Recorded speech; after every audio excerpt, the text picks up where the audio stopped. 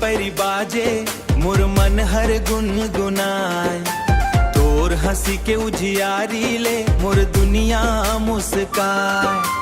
पहली बेर जब देखे रहे हो थम गे रहीस हवाए।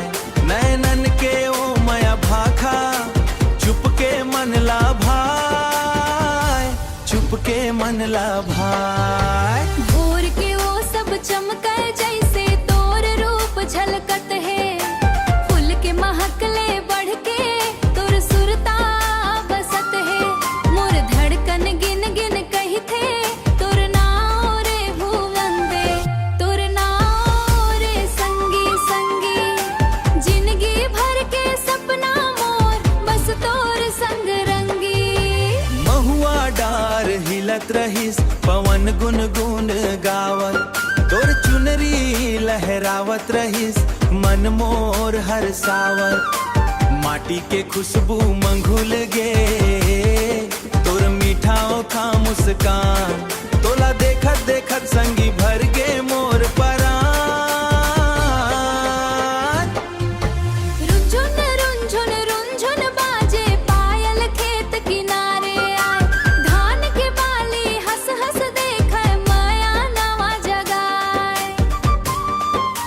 कोयल मीठा तान छेड़ाए डारा डारा मन। तोर सुरता मन बे हवाओ है मोरे अरदास।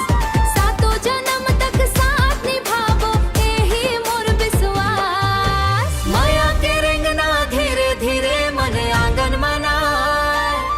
झन छोड़ बे मोर हाथ संगे सातों जन्म तक साथ निभावो यही मोर विश्वास। बरखा के पहली बूंद जैसे तोर छुवन सुहाए। भिंजे मन के सूखा कोना नवा उमंग जगाए।